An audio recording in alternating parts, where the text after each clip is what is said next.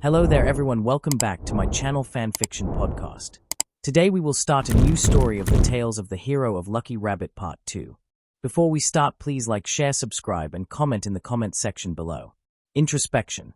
Chapter Summary. Come along everyone, we need to report about the expedition and then the executives. Need to discuss things with our goddess. Finn, no mercy in his tone as they dragged A. Wailing and nails dragging across the floor Loki. Chapter Notes. See the end of the chapter for notes. After having finished reporting to the guild about their most recent expedition, Finn, Riveria, Gareth and Loki now stood in their office, displeased with their goddess about their newest member. A timid Loki glanced around at her familiar warily. So goddess, mind explaining to us just what the hell you were thinking? An even-toned Finn said. Look, you were all gone and I was bored. Okay. Then Loki whined before being interrupted. You were bored. So you recruited without our help. A furious Riveria said, menacingly towering over the now cowering Loki. Dang it, you wimpy limp-armed elf, let her finish. Gareth harumphed. Shut it, you uncouth, dirty dwarf. Loki has always been a bit much, but this is too dash. Enough. Finn spoke over them, raising his voice yet not enough to be yelling. Loki. Why? He continued. Look, I'll be honest, at first it was boredom. Then it was cause the kid is a friggin' chick magnet. I mean, did you see how Tyon and Tiona were already all over him? I figured with him by my side I could easily have a little fun. No harm, no foul. Sides, I got him set up with some armor and a party to protect him. Loki, who had gone a bit more pale at the displeased looks given to her when she explained the situation. That's not everything though. The kid is more than he seems. Loki continued, even at the unbelieving stares given to her by the executives. Explain, Finn said, hands steepled in front of himself as he stared at the goddess. Okay, so I found out more about him, and Finn, you wouldn't believe the skill this kid has. It's called Luck of the March Hare. I've never seen anything like it before. I'm pretty sure other familiars would kill to have him on their roster. The three executives glanced at one another. Loki was many things, often frivolous or silly. Yet even she wouldn't lie about the skills of her familiar, especially if the boy had something she had never seen before. Riveria, who look was still filled with disdain. So what exactly is the skill you're talking about? What's so great about it? Look, basically he's lucky about everything. Loki said excitedly. What's so great about that? Grumbled Gareth. Finn, who continued to stare deeply at Loki, waited. You don't get it. He has increased experience gain, increased drops, increased probability, increased chance at learning other skills. Like this kid has been an adventurer for 2 days. And already he had a few stats in the 100s. TWO days. Think about that, you said he went up against a Minotaur. When was the last time that a level 1 could ever hope to survive for even a few seconds versus one? Not to mention Bell was able to hold it off for a few minutes. After 2 days, I'm honestly both terrified and scared to check his stats after the results of today. This kid may just have a growth rate higher than any adventurer who came before him. What? Gareth and Riveria said in union before glaring at each other, putting aside the incredible factor of increased drops and probability, which already would have made his skill one of the most sought after in Orario, adding increased experience gain and learning new skills. All three executives looked at one another. Loki was right, this skill was simply unheard of. Who knew that the rabbit-like boy they had saved in the dungeon, a new member of their familia, was someone hiding such an incredible skill? Finn, though, could tell something else was up. Loki's shifty eyes had more about them than just a nervousness about Riveria's punishment. There was something else about this boy, something almost as startling. I see. So you found someone special. Yet something tells me there is more to this story. Loki, what else is there about this Bell? Finn asked, not once flinching or acting out of place about the news. Well, I tease that. Well, okay, so he may or may not be related to Zeus. Loki admitted. Finn, who for the first time had his eyes going wide. Just what the hell was Loki thinking? Zeus and his familia used to be the strongest in all of Orario. Oh sure, his wife Hera was almost every bit his equal, but it was pretty much without question that the Zeus familia was considered the top. Much like how the Freya familia was currently, though Finn hoped not for much longer. Still, it was no surprise that the Loki familia had taken over a large section of their power after their defeat by the one-eyed black dragon. While the Loki and Freya familia had by no means caused the great deity and his ilk to fall, they had done nothing to protect them either, letting the familia disband. Sending Hera back to the realm of gods. They had assumed Zeus went with her, once they realized that no one would help them. Finn, who at the time had just taken over as the captain of the Loki familia, had made the decision to abandon them. It would create a vacuum allowing them to easily fill in the void and increase their renown and power. It hadn't been pretty, especially considering they had once been allies. Finn could still remember the betrayal on their faces when the remnants of the familia left the city. Few of them as it was. Still, Finn had a dream, and this had been something needed to be done to meet that dream, regardless of how bitter it felt, and now he had a familiar member who was some sort of relation to Zeus. Damn it. Loki, what exactly were you thinking? You know what happened to Zeus. What if this boy finds out the truth? Look, he doesn't even know who his grandfather was. Hephaestus and I figured it out after talking to him. For whatever reason, the old pervert had not told him the truth. As far as Bel knows, his grandfather is dead, though I highly doubt it. Loki exclaimed. Besides, the boy doesn't have a mean bone in his body. I'm telling you, Finn, this boy is going to be a treasure trove for us. Just think about the possibilities of what his growth could mean. Think of how handy his luck could be on expeditions. Loki grinned greedily. Musing to himself, he realized that Loki was right, deciding to table that conversation for another time. Truthfully, he hoped it never would come up. It wasn't an easy thing to talk about.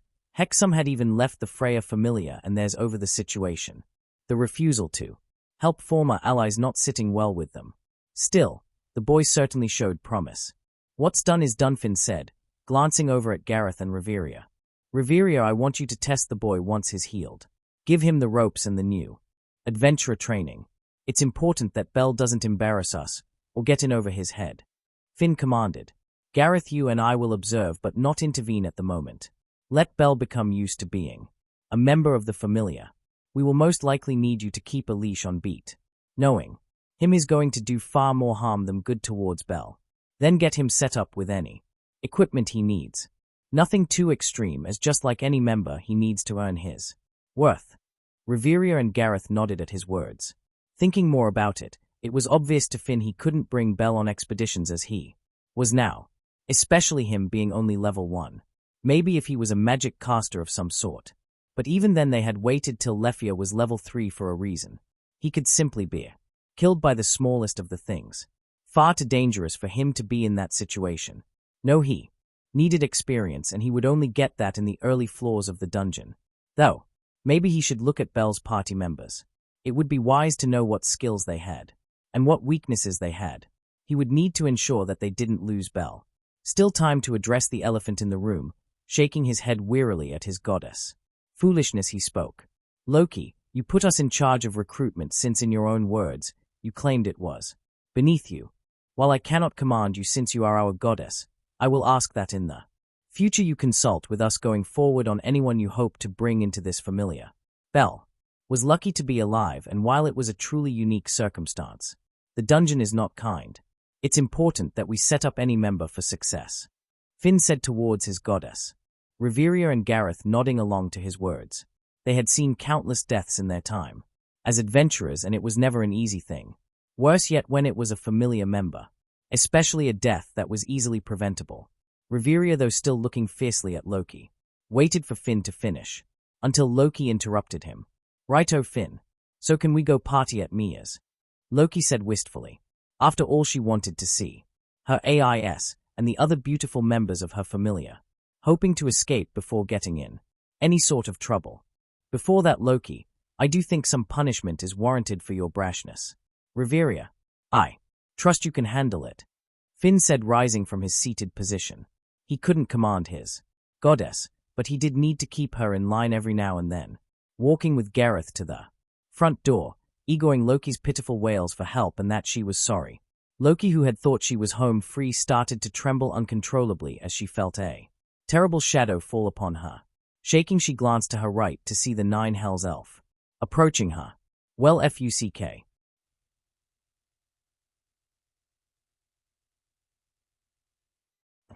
Meanwhile, at the hostess of fertility, the Luckey familia was enjoying themselves with a hearty celebration, cheering happily with good food and a happy enjoyment shared between them. All well, except for a disgruntled werewolf who was grumbling to himself amidst the group. TSK, he hated the fact that the stupid rabbit boy was a part of his familia. Go. What a loser. That guy was a total amateur, barely knew anything about the dungeon. It was obvious too. Beat's trained eyes once looking at the ragtag group together. Didn't those idiots realize that? Weaklings just get eaten by the dungeon. Those 3 fools were not going to last a month. Getting demolished like he was by a shitty minotaur. God, Beat hated weaklings, ever since. Well, it's best not to think about it. Shaking his head, ignoring the hole in his heart and the dead weight that settled in his stomach. God, he just wished that they could force the weaklings out of the dungeon. They're pathetic. Faces and even worse whining about this and that. It truly frustrated him to no end, that people who had no business being in the dungeon at the first place. It's like they were trying to die. Beat, seated, was fuming at the turn of events, especially having a new level 1 joining his familia when they should instead be celebrating their success. Angrily muttering to himself, he was seated with AIS, Tyon, and Tiona and was lost in his contemplation as Luckey, Gareth, Riveria, and Finn entered. He and the group had been drinking somewhat freely. Beat more that most, zeroing in on the group as they joined the table. He couldn't help himself. He had to say something, didn't his opinion count for anything? Geez, Luckey, why did you have to add that rabbit boy to our familia? He's such a weakling. Is he really going to be bringing anything of value? Beat grumbled to Luckey, slamming back his beer, scowling at his short-haired goddess. Losers like him are going to drag down the familia. Isn't it best if you'll just drop him? Boot his ass out and give him to one of the other mid-level familiars in the city, he continued, scowl filling his features. Beat, you leave Bell alone. He was doing his best, Tiona exclaimed angrily. She had grown to adore the guy. He was cute, super fun to talk to, and simply adorable, especially the way he would blush from time to time when talking to her and her sister. Besides, it was obvious from what they saw he was special. Stupid Beat wouldn't know amazing if it kicked him in the face. Glaring back at the fierce wolf, she refused to let him chase Bell out. Yeah, right, flat chest. Rabbit boy isn't even going to make it to level 2. I give him 2 weeks before he's dead in the dungeon. Right, AIS? He's basically so pathetic. The werewolf said, looking towards AIS, who at this stared at him blankly, tilting her head to one side. She just stared back at him. Silence following in his proclamation's wake. Thought it wasn't long before someone grabbed the wolf by his shoulder, forcibly turning him around. You motherfucker, what did you say to my sister? An angry Tyon said, I'm holding Beat. Her other fist crashing into the table, barely not breaking it, but only because Mia used the finest and strongest woods in her furniture. You wanna fucking die? Who are you to talk to my sister like that? Careful I don't skin you into a new rug, you fleabag. She raged on, veins visible on her forehead and cheek. Tyon did have one hell of a temper, try as she might to hide it. Hey, you wanna go emetits? Beat sneered. He wasn't scared of Tyon, at least he could put up a fair fight against her, until an angry Tiona stood as well, ready to back her sister up. Silence reigned as the first-class adventurers stood up, anger obvious on their faces as they stared each other down, at least until Mia came around the corner, knuckles cracking. Finn, who knew just how Mia could get, decided to intervene, at least until Luckey, of all people, who may or may not have had a handprint-shaped mark on her face, beat him to it. Beat, enough. I brought him to the familia, and I will not have you hear you questioning me. Riveria, Gareth, you know what to do. And just like that, in seconds, Beat was tied up above the table, cloth shoved into his mouth as he struggled to no avail. Beat was strong, but he could not compete with Gareth. That was the gap between level 6 and level 5. Fucking prick, Tyon said under her breath, a little red-faced at the way she acted in front of Finn. He may have rejected her, but she still had trouble not being embarrassed when her anger got the best of her, which was pretty often.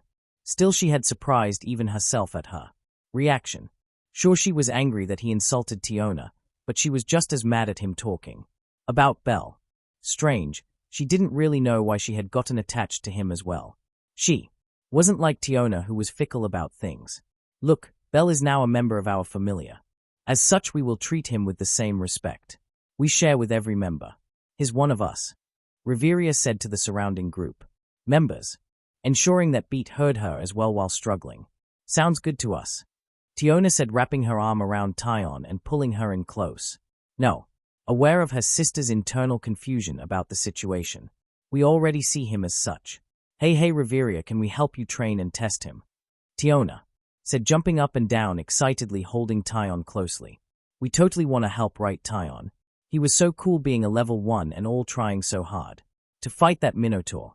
Plus he likes the same stories we do. So cool. She continued on. Excitedly. Riveria, not sure how to respond, gazed at the Amazonian sisters. Sure, Tiona was one that often would make rash decisions, yet she normally wasn't one to ask for things like this. Both Amazons respected strength usually and didn't normally bother with people of lower levels, especially Tyon, who had feelings for Finn. Gazing over at Tyon, Riveria silently seemed to ask, you want to help? Or is this just Tiona? Shrugging, Tyon nodded. Hell, her sister liked him most certainly. He seemed like a good guy.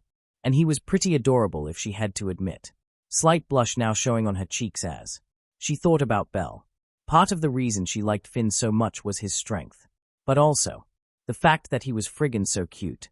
Not that she would ever admit that out loud, and Belle certainly had cuteness in spades. That would certainly be appreciated once Belle is healed and given the go-ahead to resume his adventuring. I was planning on testing him anyways, Riveria said, though originally I was going to ask for Ayaz's help. Riveria said while glancing at Ais. She was worried about her and the single-mindedness that she had for defeating and killing monsters, not to mention the fact that Ais could use some sort of friendship outside of the executive group. She didn't seem to do much besides train or go into the dungeon. Even her being here at the hostess was fairly unusual. Ais said with no obvious enthusiasm or emotion. Ais didn't really care one way or another. She didn't mind helping out when needed. Though if she was being honest, she did prefer to focus on her own growth. She was frustrated she had been level 5 for so long, not able to break into level 6 no matter how hard she pushed herself. She knew even with her status not being updated, she was still not there. Just how long was it going to take her to be level 6? Just how long would she have to struggle through until she was able to face the creature she hated? Tyon, did they say when the boy was going to be done healing? I wanted to take a look at his gear. No, Luckey FAMILIA is going to be running around in rags, Gareth said, rumbling in his normal deep baritone. Well, they said Belle had a few broken bones and his ribs were badly damaged. Honestly, he's lucky to be alive, all things considered. Yet with Riveria's healing and the Dien sect's care, he should be up and ready to go within 2 or 3 days. Tyon replied. A loud clang brought the Familia out of their musings, searching around the room, until they noticed a silver-haired young woman had spilled a tray of food and drinks everywhere. Belle is injured. What happened? A stunned Syr said. She hadn't spent much time with the boy, yet she had grown rather fond of him in the short time she knew him. Belle had a warmth to his personality that just sort of drew people to him. So hearing that he almost died was a major shock to Syr. She had been worried all day when he failed to return to the hostess, constantly her eyes darting to the doors as new people entered, hoping to see him, yet slowly. Her worry had increased as the night progressed. Ryu, who happened to see Syr in distress, came over to check on things. It's pretty unusual for any of the hostess staff to drop anything, so she wanted to see what was wrong. Soon enough, the whole group, even MIA as gruff as she was, seemed interested. Taking a break from cooking to clean the bar counter closest to them, they waited to hear more. Luckey, taking pity on them, explained everything that happened. From him exploring into the dungeon and having an unlucky run-in with the Minotaur. How Tyon and Tiona saved him from certain death, though he had grave injuries. As well, the aftermath of the event, where he was currently healing and resting. She did still feel bad about the situation. Finn, Riveria, and Gareth had been right. She should have given them time to go into depth on how the dungeon works. Aina at the guild was great and really helpful, but first-hand experience was just in a whole other level, especially compared to knowing things from a textbook. She should have kept him in the manor until they had arrived back. Che, I knew that boy was going to get in over his head. Well, regardless, every adventurer goes through something like this, facing something they are not ready for. The boy seemed to be made of stern stuff, so I'm sure he'll recover just fine. Sry Ryu back to work. Nothing we can do from here anyways. I'll give YA the morning off tomorrow to make sure the runt is fine. MIA complained, shaking her head at the situation, though it was obvious to the Luckey, FAMILIA and staff that she cared, especially since giving the two girls the morning off was pretty rare. Slowly the hustle and bustle of the restaurant returned around the group as the other members of the hostess went about their jobs. At least all of them except SYR, who was still a bit shocked about everything. Come now, SYR, they said Belle was okay. Like MIA said, we can see him in the morning, Ryu admonished, gently pulling SYR to the back of the restaurant. It wouldn't do anyone any good to have a dazed SYR wandering around as she was. Better to get her off to the side, though. Ryu was a bit worried about him as well. The boy had been so nice, and it was obvious that SYR had feelings for him. Luckey, who was looking at the frowning faces of her FAMILIA, the angry werewolf tied above them, decided that it was time to actually celebrate what her FAMILIA had done. Enough of feeling down and sorry about things, and on to the party. Sighed, she thought sneakily to herself. The woman of her FAMILIA who got drunk might be an easier target. Grinning, she raised her glass into the air. Clearing her throat, she spoke loud and clear. Now everyone, enough doom and gloom. This is a celebration on a successful and safe expedition. Everyone raise your glasses. To the Luckey FAMILIA. Drinks are on me, Luckey said, boldly, to the roaring cheer of the room. Adventurers cheering from various different FAMILIAs. Luckey smiled to herself, for once not thinking lecherous thoughts. They had done great, all things considered, and any delve into the dungeon that deep, with 0 losses. That was a major win in her book. Cheers being heard all around the group as the restaurant partied into the night.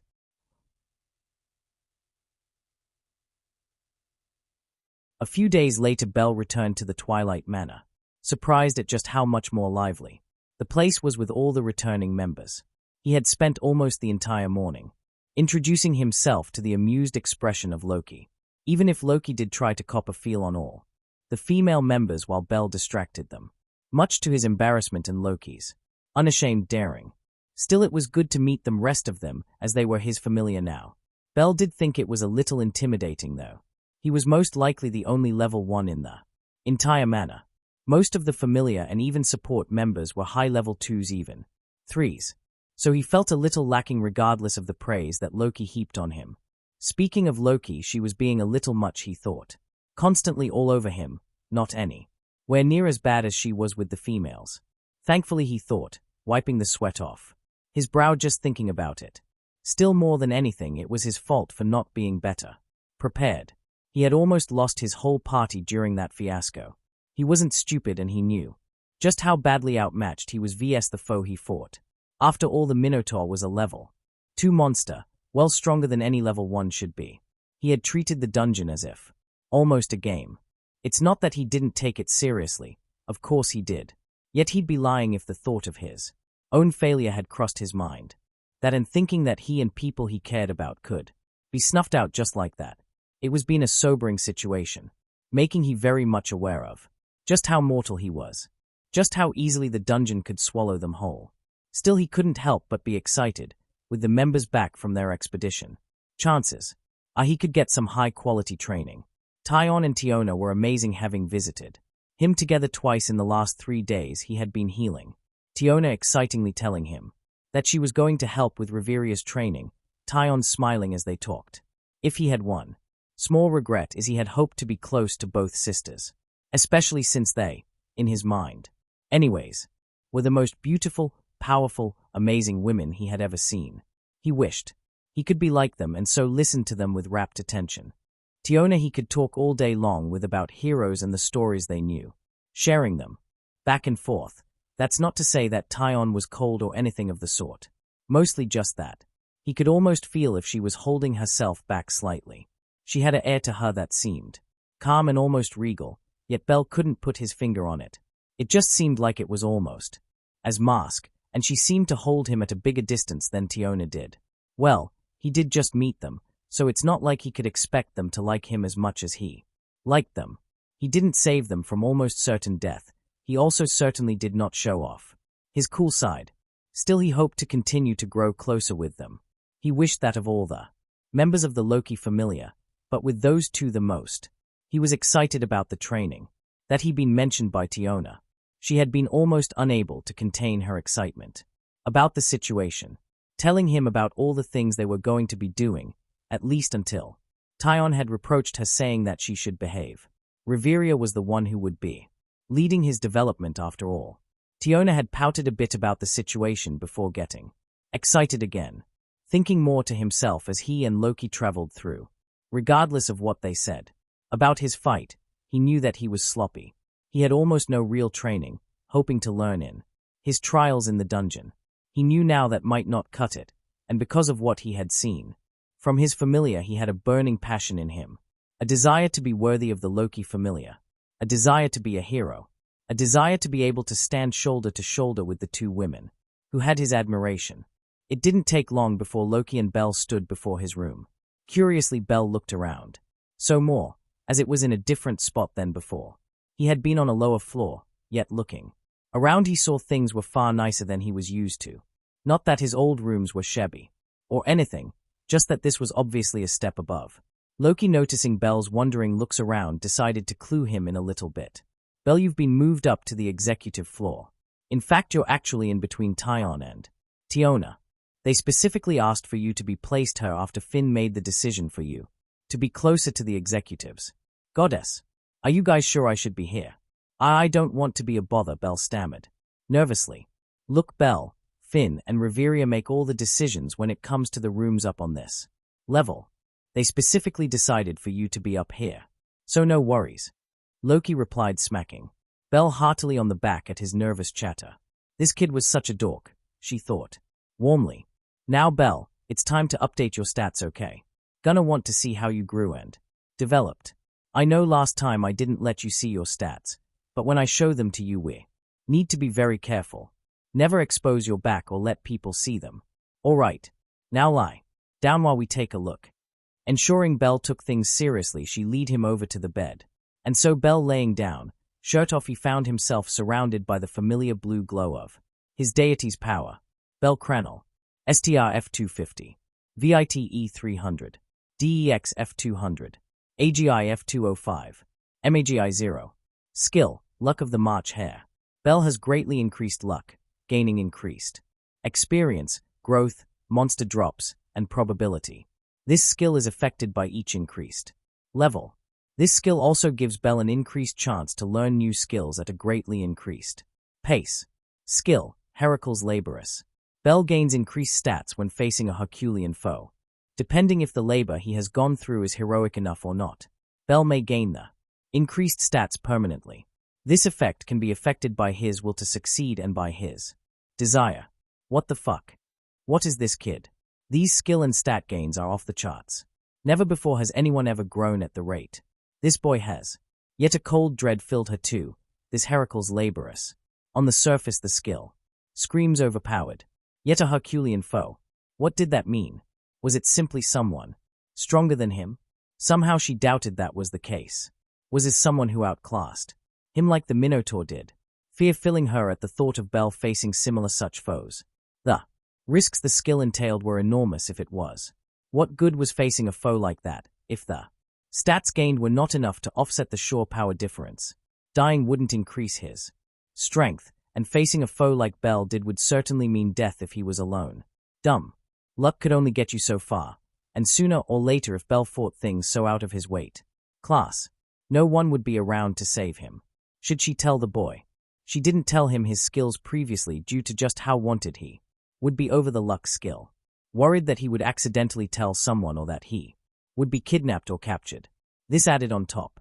If he knew about it, would he try and meet the requirements and get himself killed? She didn't know what to do. She needed to tell Finn. Belle, once again completely unaware of the dilemma his goddess was facing, sat humming happily to himself, excited to see how he was doing, and hopeful about the next coming days. Chapter end notes. Work's been super busy these last few weeks, which has made it challenging to write. Sorry for the delays. The bold command also seems to be broken on the bottom. No matter how I try and format it for Belle stats, the bold command refusing to do anything. But bold the one part. Not sure why and too tired to spend any more time on it. Sorry. About that. Growth and understanding. Chapter summary.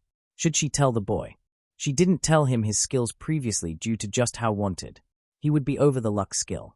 Worried that he would accidentally tell someone or that he would be kidnapped or captured. This added on top. If he knew about it, would he try and meet the requirements and get himself killed? She didn't know what to do.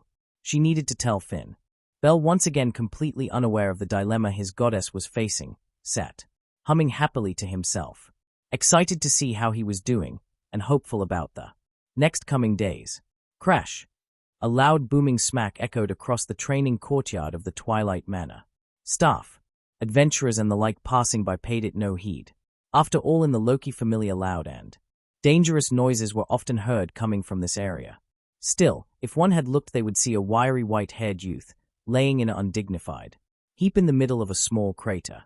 A flat-chested Amazon frantically waving her hands at the poor stunned boy, while a green-haired elf and another Amazonian stood by, palms covering their faces in disbelief. Tiona, I thought I told you to hold back. Bell is only a level 1. He simply cannot handle your raw strength. Riveria chided, continuing to shake her head in dismay at the sight of the poor boy, who undoubtedly was stunned. Geez, sis, you think you could ease up a little? I thought you liked Bell. This is the third time you've basically smited the poor boy. Tyon said, with a slight huff. Guys, I tried. Really, I tried. I barely gave him a love tap. Honest. Tiona whined back to them. Meanwhile, Bell, who was slowly coming around, struggled to his feet, watching as the three women chatted and chastised Tiona.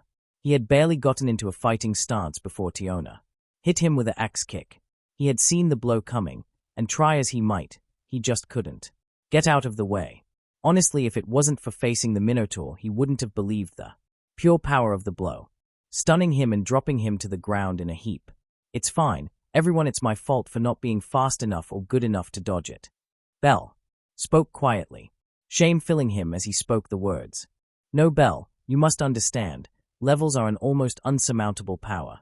A level 1 cannot hope to fight a level 2, and a level 2 could never against a level 3. There can be a few exceptions, of course, but they are few and far in between. Riveria stated calmly. Why, Bell, you see, we just got to keep working with you and you'll get there. It's my fault. I'm trying to hold back and it's so hard. Tiona complained again. How about we have Bell attack Tiona instead, letting her dodge the blows so we can see Bell's form and correct him as we go? Suggested Tyon. Exactly what I was going to suggest next. Bell, combat stance please. I want you to go all out against Tiona. Show us everything you got, Riveria said, agreeing with the more rational of the sisters. Bell, nodding his head, crouched into his familiar boxer's stance.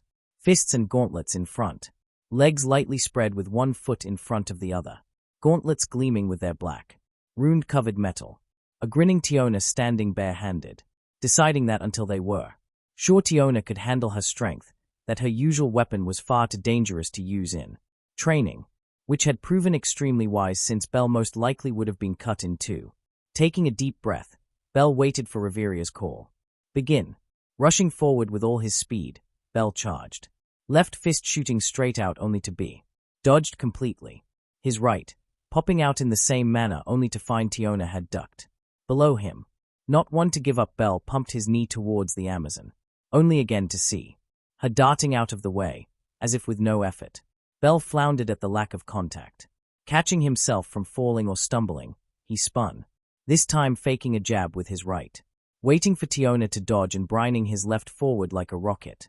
To his dismay, not only was Tiona unfazed by his deception, she also caught his fist like it was nothing. Pulling Bell forward, she raised her own knee towards his unprotected stomach. Bell, who had been knocked to the ground repeatedly, desperately tried to avoid it again. Jumping with both legs and letting Tiona's strength pull him in, he soared over he attack. Both of his knees extended as he soared into the air towards Tiona's head, only for dread to fill him as she smirked, and with the force of what felt like 100 Minotaurs, redirected his entire body into the ground. Still holding his fist, and she slammed him once more with a resounding boom. Once again, Bell found himself struggling to breathe, the wind taken from the impact, as he groaned slightly at the pain. wondering what just happened to him to be smashed into the ground for the 4th time this day. As he slowly passed out from the blow, Tiona, who jumped straight into the air, slowly turning her head towards the other two women. Rubbing the back of her head, she muttered, "Oops." Bell slowly regained consciousness to an unusual feeling. He felt as if his head was floating on the softest of pillows, a strong lilac and flowery smell filling his nose as she struggled to open his eyes, only to immediately close them. He died. Yep, he was dead. How else could he explain the sight he had briefly seen? Bell, Tyon said softly. Bell, daring to open his eyes once more, and again saw the glorious sight he saw before. Realizing that his head was sitting on Tyon's lap and was gazing both into her concerned face and to the 2 wonderful peaks in her bikini top, Bell couldn't help but turn beet red at the sight. Sitting up quickly, to Tyon's surprise, Bell found himself still on the training ground, with an angry Reveria scolding Tiona a few feet away. Glancing back towards Tyon, Bell immediately stood and bowed to her. "Thank you for taking care of Emmy, Miss Tyon," he stammered, unable to hide his embarrassment, especially down below where his hands desperately tried to smooth and hide. Tyon, who was shocked by his sudden movements, couldn't help but let out a light laugh at Bell's predicament. Boy, was he cute, acting as flustered as he was. She also noticed his tiny issue, but was more flattered than anything. She had seen how embarrassed he was when he first opened his eyes, yet wasn't sure what caused the problem. Often she forgets the effect she and her sister can have on men, most being far too scared by their power to try anything. It's one of the reasons she had been so attracted to the captain. He had always treated her as a woman, and although her affections had been tolerated or ignored, she had greatly appreciated that he never once saw her as some sort of brute or monster, like many men in Orario did. After all, not many men could handle being with a woman who quite literally could break him with just her hands. Bell, unsure what to do in the silence, and after getting his problem controlled, looked up at Tyon. The sight took his breath away as he gazed at her laughing form. She truly was breath-taking, and he couldn't help but be stunned at her beauty. Slightly dazed, her continued to take in her form, and just be astounded in the lithe grace and concealed power her form held. Amazing.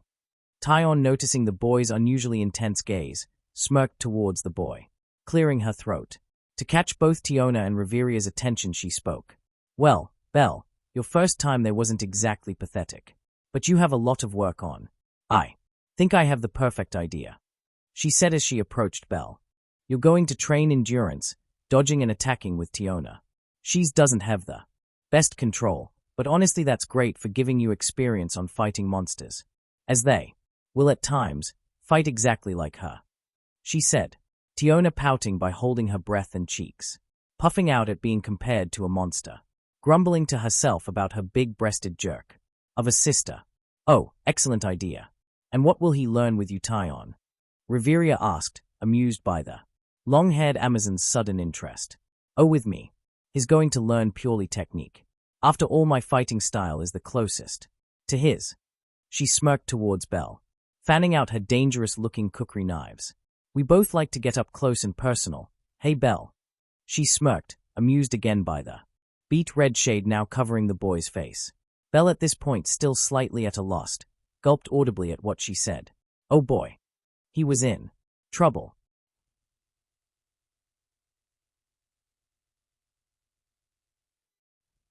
Meanwhile, Finn, Gareth, and Loki were watching the scene from above. What are we going to do, Finn? His new skill isn't anything like I've heard of. I hid it from him when I updated his stats. Yet maybe I was wrong and we should tell him. Loki, who was at a loss, stared at the heroic heirloom. It's a might ability, one that allows him to surpass his limits beyond what any adventurer I've heard of can. Grumbled Gareth as he scratched his chin, watching as Tyon corrected some of Bell's moves, showing him how to attack properly and ways to not leave him so open to retaliation. Granted all of the first-class adventurers and been slightly impressed with the Level 1 Bell.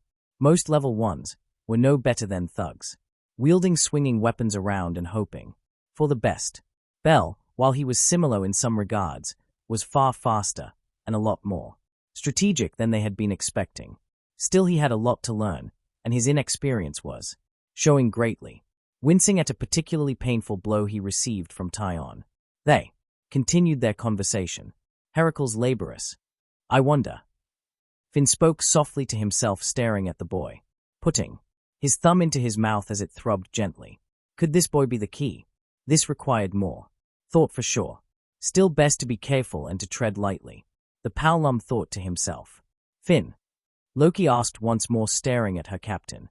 She knew that Finn had amazing intuition, even greater than the gods, some said, normally given away by him holding his thumb in his mouth. She waited for his response, knowing that it would be in depth and deliberate. We keep it quiet for now. We don't want news of this to spread, and until we have a greater understanding of how the skills work. This includes Bell being ignorant. We don't want him to get a sort of self-confidence and do something stupid, not to mention him telling anyone of his skills. They are potent enough that certain familiars would stop at nothing to force him to join. Sure, with a Loki familiar could fight almost all of them off. Yet there is so much more that could be done underhandedly in the dungeon. Hostages, forced compliance, bribes, etc. We can't risk him being sought out, and with both of these abilities, he could easily be one of biggest targets in all of Orario. Yes. Best to leave him unaware for now, until we are sure he can handle the situation and not get himself killed or worse. Finn stated calmly. Do you really think it would come to that, Finn? Sure, his skills are amazing, but there are tons of adventurers who have powerful skills. AIS, Lefia, most of our executives have skills that are desirable. Maybe not that extreme, but really, do we truly think it would be that big of deal? Gareth continued to grumble, watching Bell, who had switched to fighting Tiona, get swatted like a bug for the 6th time that day. No, he's right. Bell's a game changer, and we also know of a certain white-haired goddess who likes to collect things. We can't risk her finding out too much about him. Too risky. Loki, who had become uncharacteristically serious and was now frowning. She hated Freya with a passion, the #1 familiar in all of Orario, especially with her habit of trying to capture and take adventurers that don't belong to her. Loki's correct, Gareth. Sides, I don't think either of you have really thought about the ramifications of his skill. What if he's someone we will need to fight, the one-eyed black dragon? Think about if his skill is as strong as we think. What greater labor is there? How strong could he be during that fight? He might very well be our biggest hope. Finn, whose thumb had increased its pain, finally putting words to his thoughts. Gareth and Loki glanced towards one another. Could this little rabbit really be the game changer needed for fighting the one-eyed black dragon? Would he even live long enough to make it to the level needed? Many adventurers tried to become first class, reaching the levels of 5 and 6. Yet try as they might, the dungeon was not a very forgiving place. Many adventurers lost their lives trying to reach that level. It wasn't so much that they doubted Bell, more that realistically few live long enough to reach that high. The three lost in their thoughts continued to ponder the matter. Though if Gareth or Finn had looked towards Loki, they might have noticed her grinning smirk plastered on her face, as she thought of just how many babes Bell could bring in if he was truly the hero they think he could be. Oh, the possibilities. She grinned lecherously.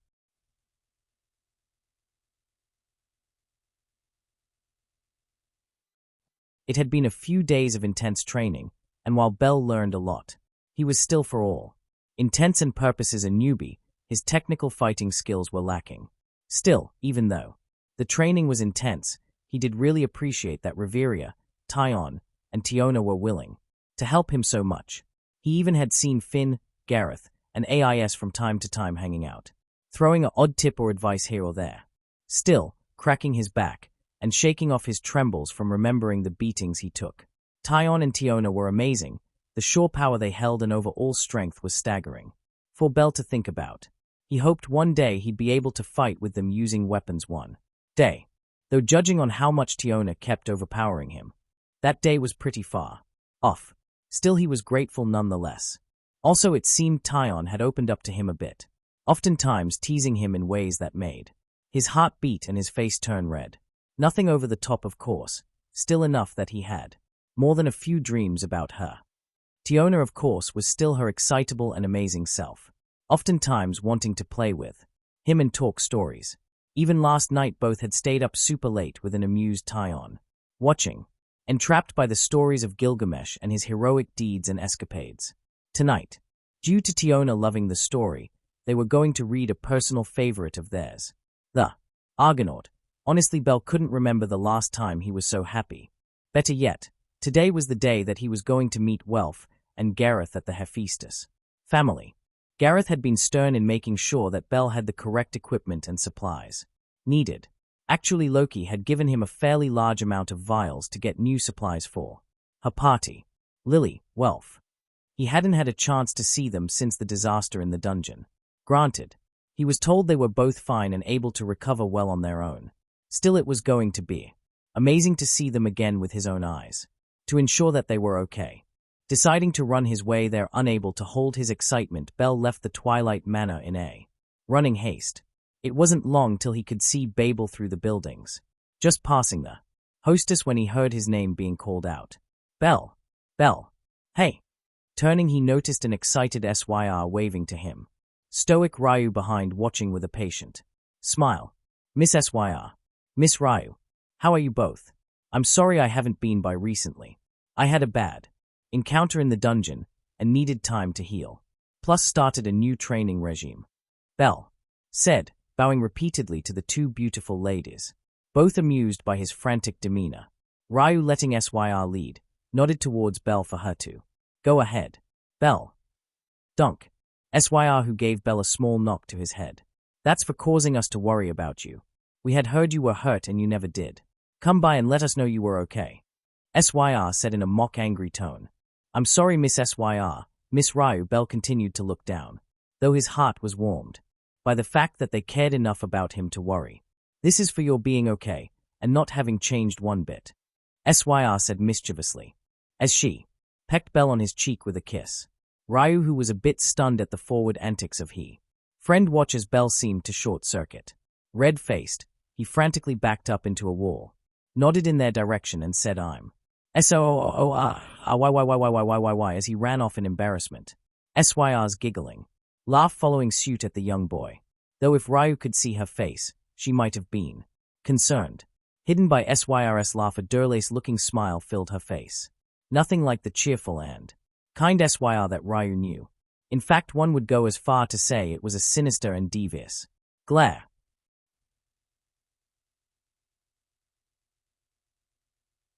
Welf. Lily. Belle yelled, seeing his friends standing in front of Babel, obviously waiting for him. Belle. Belle. They both yelled back, rushing towards him, the group embracing each other together. I'm so glad you're both okay. I was so worried when I had to lead that Minotaur off. I was so scared he might finish you off before. Belle half cried, holding his friends close. They hadn't known each other long, but they truly had become close during the time spent together. Mr. Belle, you dummy. Lily scolded. You're the one who was so badly injured you needed additional healing. They said you would be out for 3 to 4 days even with the Gensect family taking care of you, she continued in a wail. Belle, you really don't do things by half, do you? Welf said to his friend, happiness evident on his tone that he was okay. Calming down and reassuring each other that everyone was okay, they turned around to look towards Babel. So Belle, what's the plan? I know you asked us to be here today, so what's up? Welf said, with a curious Lily looking besides him. Well, Belle, good you're all here. I don't have all day, so let's get a move on. A gruff sounding Gareth approached out of seemingly nowhere. Common, you three, it's time to get you all geared up and ready to return to the dungeon. Since the Luckey FAMILIA is the ones who let the Minotaur escape and injure you all, we're here to restore your gear and replace the items you've lost. He rumbled. What? Both exclaimed, and Belle, who mostly just rubbed the back of his head, smiled and chuckled a bit at his friends. A short while later, all of them newly geared with a few health and mind potions, the group found themselves in new gear. Honestly, not a ton of differences to their own gear. Lily and Welf both sporting braces, chain mail for Welf, under his Eastern-style clothing. Lily with similar under her shirt as well, though with her having an upgraded crossbow, with a few magic bolts added to her arsenal and a hood reinforced with chain mail as well. They had quickly lost the will to argue with Gareth. He had mostly rumbled over their protests with logic and sound reasoning, not to mention them being a party with the Luckey Familia, it was important that they could properly support Belle. Besides, they hadn't spent a fortune or anything. A mere 30,000 vials had replaced everything and added some much-needed supplies for them. Even Belle's new armor, which was again made by Welf. He made a few sets, though none seemed to sell, Belle being basically his only customer.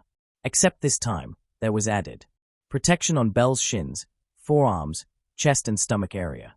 He also had gotten braces, much like Welf and Lily, in order for them to be able to clock strikes and gashes. Nothing enchanted, but certainly good quality for what they were made of.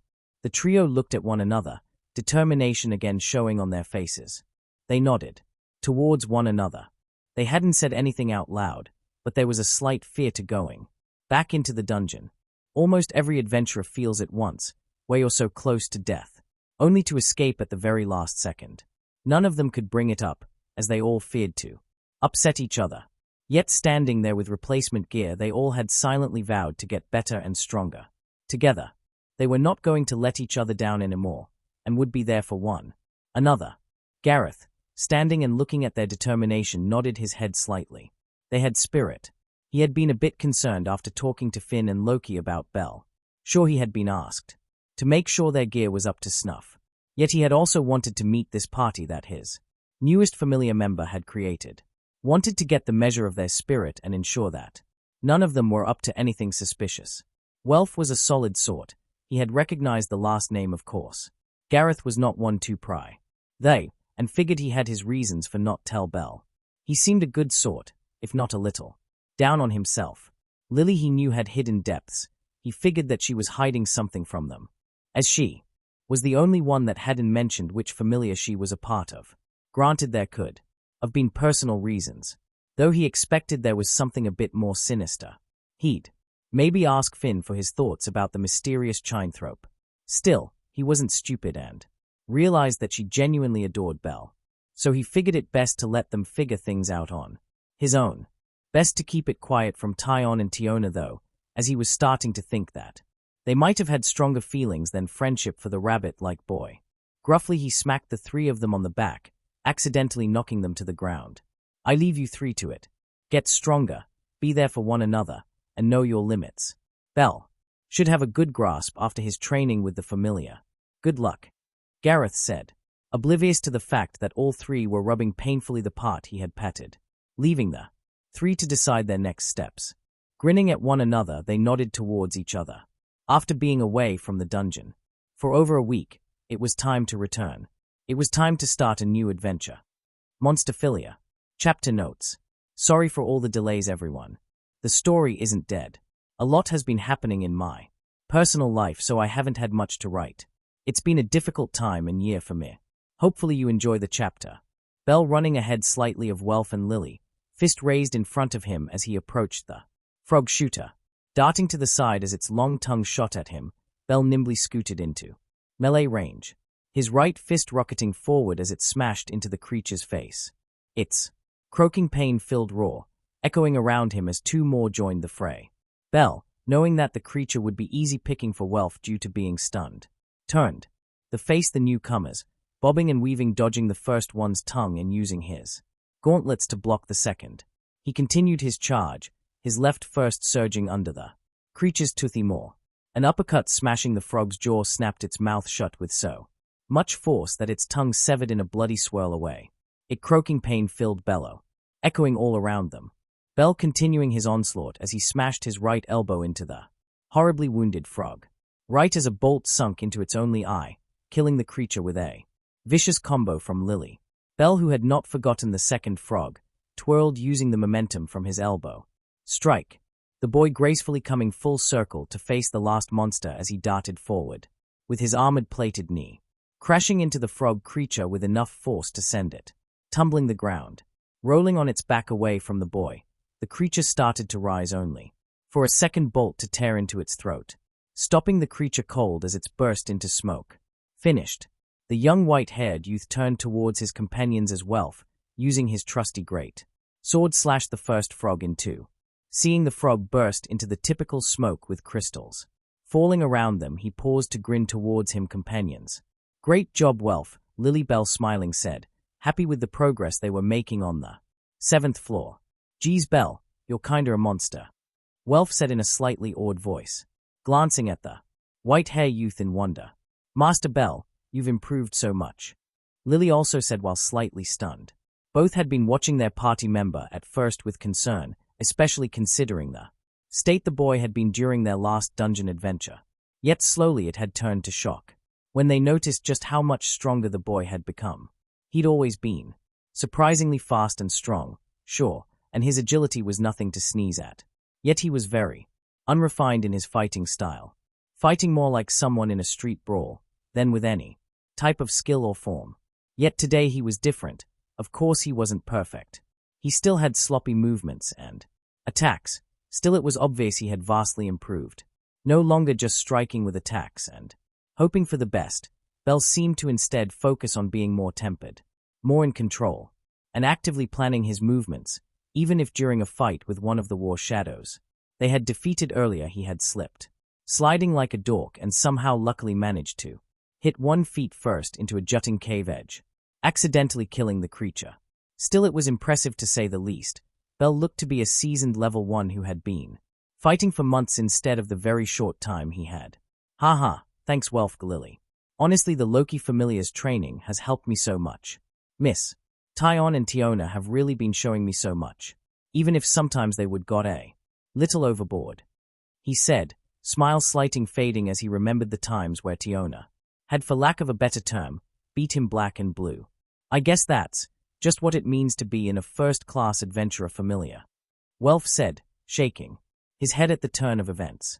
Master Belle, Welf, it's probably about time for us to head back. We've been at this for most of the day and it's probably going to be night soon. Lily, ever the one to keep track of things, said. Not to mention we've had some amazing success, even managing to get a few lucky drops today. She continued, though none of them are worth a crazy amount, they should still sell for a decent chunk. Honestly, with the way that adventurers talks about drops, I thought they were more rare. Welf said, pondering at their good fortune. He had been told time and time again that drops were rare. Most were lucky to see one every 20 or 30 dives into the dungeon. Yet here they were, only their 4th journey down, and they had found one almost every trip. Nothing he could use in blacksmithing, sadly. Still, though, they provided extra value when exchanging them with the guild. Extra vials were always useful, Welf thought. Yeah, you're both right. Let's head back so we can split our earnings. And we can head over to the hostess for dinner. On me for all your amazing support. Belle said cheerily, eternally happy and grateful for his party's help. It hadn't been so long ago that Belle had been totally and utterly alone. Welf and Lily were his first friends, and to be frank, the small boy would do almost anything for them. All right. Both Welf and Lily cheered as they made their way out of the dungeon. A quick stop at the guild, with Miss Aina fussing over Belle. After all, she had also seen how badly hurt he had been. The party was on their way to the hostess, reeling in almost 75,000 vials. All 3 flushed with their amazing success went to celebrate. Lily still couldn't believe how much their party raked in. It was unusual for a party of 5 to bring in more than 40,000. And yet somehow 3 of them had almost doubled that. Better yet, Lily was used to getting scraps, having almost an entire third provided to her. Unbelievable. Maybe she could. Shaking her head, Lily decided to forget her troubles. It was too soon and best to enjoy the time she did have. Shortly the group arrived at the hostess of fertility, looking at the doors and entering to the boisterous atmosphere. MIA roaring at people here and there, or shoving food into their hands. The group settled near the bar. It wasn't long before a certain gray-haired young woman approached. Oh, Belle, she said in a sultry tone as she had sneakily approached the boy, once again, throwing her arms around his shoulder. Miss Syr. Belle squeaked, his trademark blush showing to the world. Oh, Belle, it's awful, just awful. She mock cried. MIA made way too many of the deluxe dinners. What are we going to do if we don't sell them? The hostess could go out of business. Then I'd be on the street. She bemoaned, much to the amusement of the hostess staff and MIA. A Miss Syr. What can I do to help? Belle said, oblivious to the over-exaggeration. Well, it's only 3,000 vials. Couldn't you please buy your group all 3 meals? She pouted fake tears at the corner of her eyes. Belle, who knew it was never okay to make a girl cry, or at least that's what his grandpa used to always say. Looked at SYR, determination in his eyes. Yes, SYR, I could never let you down. 3 deluxe dinners, please. The boy said with a gusto, slamming 9,000 vials onto the table. SYR immediately grabbing the money and cheering at her hero, much to the vicious blushing from the boy. Lily and Welf, both smacking their foreheads at each other over this stupid display with MIA. Chloe, Anya all chuckling at the antics of SYR. She always seemed to be able to wrap Belle around her finger. Right, boy, 3 deluxe dinners coming up. MIA roared over the hostess' joyful atmosphere. Belle humming to himself, completely and utterly unaware of just how easily his was played, as he and his party enjoyed a delicious, if not expensive, meal. SYR, who rushed back over to Belle to continue to tease and play with the young man. Her own thoughts lost as she enjoyed the time she spent with Belle. If only she had seen him as. No matter, she would have the boy sooner or later, and she could be patient. The very next day, Belle was awoken from his slumber to a very excited Tiona. Kicking his door open without much preamble, the beautiful Amazonian rushed in, jumping onto his bed. Assuming a sitting position, she joyfully cheered at the boy. Belle, having pulled the cover up to his neck, couldn't help but squeak at the object of both his admiration and desire. Amazingly fit and toned body, that tube top barely covering her assets. Face flushed and overwhelmed at the turn of these events. After all, wasn't it every boy's dream to have the girl of your dreams on your bed? Flushing at even thinking that, Belle squirmed at the situation. Belle, do you know what day it is? Tiona said excitedly, oblivious to poor Belle's embarrassment. Miss Tiona, Belle lamely stuttered. Now, Tiona, don't give the poor boy a heart attack first thing in the morning. But Tyon, it's Monsterphilia festival today. Tiona pouted towards her sister, who stood in the doorway, amused at both her goofy sister and Belle's predicament. Monsterphilia? Belle asked, still embarrassed and looking at the 2 amazing women, who were now in his room, with him basically in his underwear and only a think sheet covering his shame. Yeah, Belle. It's a festival where they bring a bunch of monsters up from the dungeon and adventurers get to fight them in the Colosseum. It's so fun, you get to see a bunch of adventurers show their stuff, plus all the great food and tons of event they have around, like arm wrestling and foot races. Tiona chirped on, excitedly bouncing up and down on the poor boy's bed. Belle, who was having a very difficult time not staring at Tiona's body as she did so, managed to stutter out a weak, "Oh, I've never heard of it before," his eyes desperately trying to look anywhere but at the beautiful bouncing woman. "If you want, Belle, you can come with me and Tiona. We were planning on going, and I know Tiona has been dying to ask you to come," Tyon said, amused again from the door. She could tell exactly just what Belle was struggling with, similar to their training. It seemed the poor boy didn't have much experience with women, especially the Amazonians, who had never been particularly modest. In fact, it was something that Tyon found super endearing. Laughing internally as the tomato-faced boy avoided looking at Tiona's now jiggling chest. The boy was absolutely trying his best to be respectful, and since Tiona was complete unaware of the effect the sisters had on him, it caused no end of humor for her. It was also extremely cute how hard he tried. Again, a warmness seemed to fill Tyon as she watched too. Poor boy struggle with his predicament. It was obvious that Tiona was crazy about him, though with her airheadedness it was often hard to tell just how serious she was. Still, she was happy that they seemed to get along so well. It warmed her heart to see Tiona happy with someone. Oh sure, she was super friendly with most of the Luckey familia, but Tyon knew that she didn't truly let many in, especially men. Yet somehow the young boy had a way to knock down her walls. In fact, in the last few days, the amount of times that Tyon had to drag her sister away from the poor boy was staggering.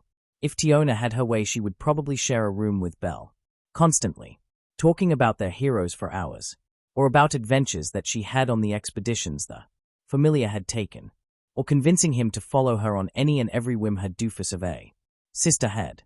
To be honest, even though she herself hadn't been as vocal as her sister, she found herself enjoying the company as well. The 3 of them talking late into the night, enjoying each other's company more than anything. It was pretty refreshing. Not many would try and get close to them anymore. Those that did often had other agendas. Yet Belle, not many people were as genuine as he was. Let's face it, the boy didn't have a deceptive bone in his body. He wore his emotions on his sleeve for good or bad. Interrupted from her musing, she almost missed when Belle asked her a question. "Miss Tyon, are you coming too? It could be a lot of fun," a timid and still red-faced Belle asked softly. "Of course, Belle. Someone has to make sure you and Tiona don't get into trouble," she smirked back at him, laughing at the boy's sudden look of fear towards her excited sister. Belle, who had a slight shiver down his back, looked towards the short-haired woman. She didn't really know what holding back or moderation was. Hopefully he wouldn't be in too much trouble, he hoped.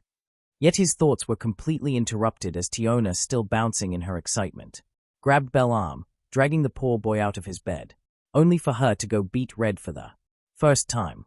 Belle was only in his underwear. She had kind of forgotten that she had woken him up.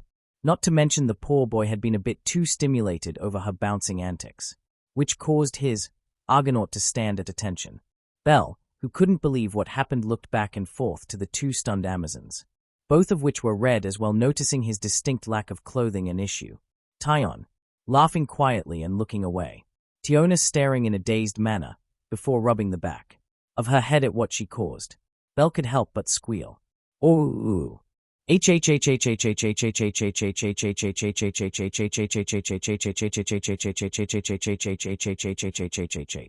Meanwhile, while Belle was struggling in his current predicament, Luckey, the ever-flirtatious goddess, and AIS were in a meeting, sitting at a table, wine in front of her as she stared at her.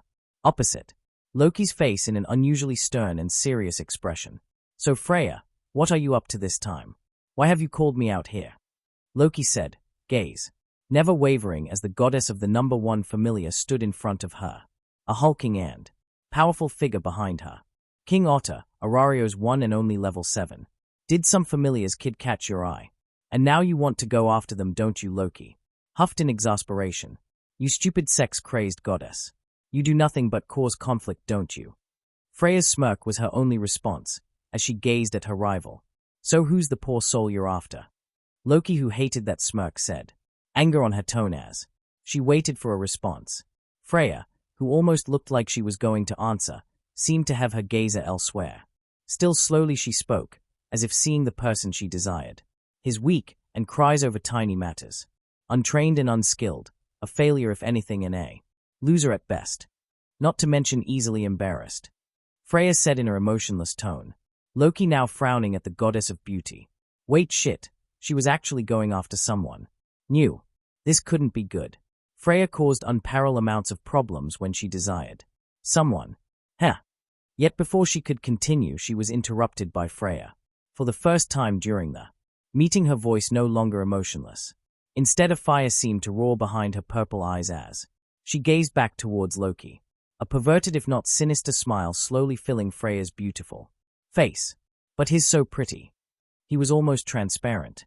A color I've never seen before. It was really just a coincidence that I found him. He just happened to pass through my vision. She said ominously. I have to have him. Luckey, when the time comes, don't stand in my way. Freya said, with a delirious look on her face. One that Luckey in all the millennia that they had been together had never seen. His with someone else. For now, I'm patient. The time will come when he's mine. Abruptly she stood, shocking both AIS and Luckey at the sudden shift. Some business has come up. We shall meet again, Luckey. Freya said, leaving at once, and so quickly that Luckey was at a loss at what just happened. AIS, who had been silently watching, was confused on the concerned look on Luckey's face. Goddess. AIS Tan, keep this between us for now. I'm not sure what exactly Freya's intention was or is. Why she called this meeting, but whatever she is planning. I don't trust her. Luckey said, thoughts racing. Could it be Belle that she's after? Luckey wasn't sure. There were so many possible children in Orario. Freya could be after any one of them, yet somehow Luckey had a pit in her stomach at the conversation they had just had. She couldn't be sure, but it almost seemed like a declaration of war. Freya saying that she could keep Belle for now, but when Freya wanted him she would come and the Luckey familia should give him up. Angry at just the thought, Luckey seethed. Freya would never get her little rabbit. Not unless she was banished back to the heavens. If Freya wanted to play hardball, they could as well. At that very moment Freya had decided. She had been unsure until seeing Loki. Yet now, nothing could turn her from this path. She would see to Bel's growth, until he was worthy to be by her side. Then she would take him. Slowly she strolled through the various cages all around, her gaze falling on the monsters all around, until she approached one she thought would be best. A massive ape, an irregular silverback, almost double the size of a normal one. Ganesh's prize catch for the arena fighting going above. Yes, you will be nicely. After all, I intend to see him grow for me. Go seek him, her purple gaze penetrating the monster's will, her hand slowly petting the creature. Go after my Bel, make him strong, she murmured. Bel, Tiona, and Tyon were happily running through the festival. Well, maybe less running, and being pulled along by Tiona, with Tyon slightly laughing at the situation. He was dressed in his regular clothes, though he had on his gauntlets, especially since Tyon had mentioned to him that he should probably bring them. After all, knowing Tiona, she was going to sign him or them up for do some fighting, though both Amazonians had decided to leave their weapons behind. Being as strong as they were, it wouldn't have been much of a challenge for them to fight any of the monsters the Ganesha FAMILIA found. It would be much more of a challenge this way, using their bare fists and showing just what a first class could do. Tiona, having finally stopped at a food stand, excitedly raising her hands in the air, looked towards her group. Bel, this guy sells the best potato snack ever, let's hear. The short-hair Amazon turned, looking towards the arena as the sounds of shouts and screams started to come. All at once a massive crowd rushed away from the arena in a panicked screams and shouting, causing more and more to flee in terror. They're loose. The monsters, everyone run. A young woman screamed, running from the entrance. Tyon, Tiona shouted as she darted into the fray. It was an adventurer's job to protect to the citizens of Orario. Bel, stay here. Some of the monsters that the Ganesha FAMILIA have are in the level 2 and 3 range. You can't help, and I don't want to see you hurt.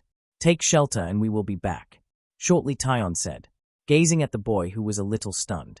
Ensuring he understood what she had said, she bolted after her sister, fists smashing into some king of tiger monster Bel had never seen before. Instantly the creature puffed into the smoke. While she had done that, with just her bare hands, Bel, who was a little shocked at the turn of events, felt helpless all of a sudden. If he wasn't such a weakling, he could help the two women who meant so much to him. His self-pity slowly disappearing as he saw various people stumbling and falling. Well, if he couldn't help destroy the monsters, at least he could help everyone around him. Noticing something dangerous, he had decided.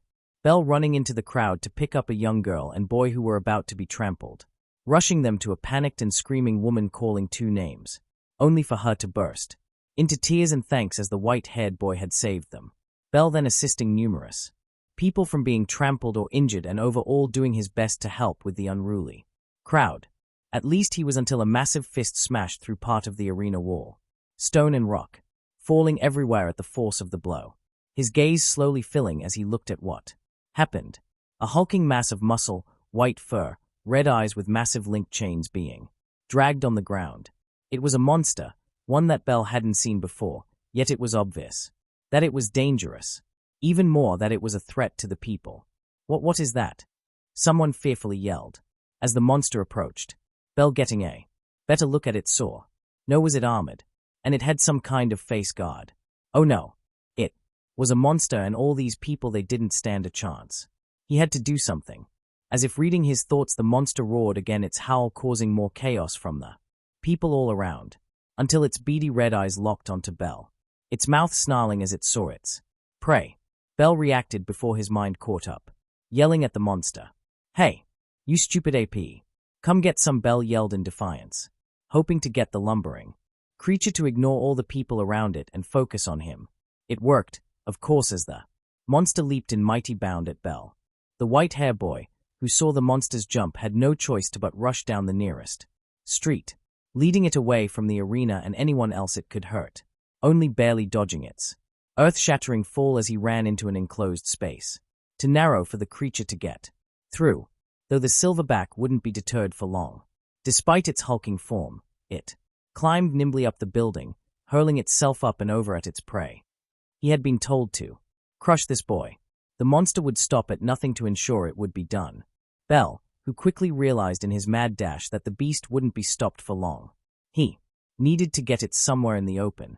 Rushing through as the monster slowly gained on him, he found himself entering a square, stopping as he looked at his surroundings. This was his best bet, he thought to himself, slightly heaving from the exhaustion and adrenaline of being chased by such a creature. He would make his stand here. There were high walls where the beast wouldn't be able to use its leap effectively, high windows and no doors except in the alleyways, which meant that there shouldn't be too many innocent people that could get hurt. Turning towards the roaring beast, he waited. He had promised himself that he would never again feel helpless like he did against the Minotaur. So what if he didn't know how strong the foe he faced was? He would stand tall, a member of the Luckey familia.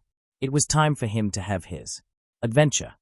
Elsewhere, Tiona and Tyon were easily handling the monsters around the arena, coming to the aid of Ganesha, who had asked every adventurer around to help, yelling to the crowd that it was important everyone stay safe and sound, regardless if this would lower his standing.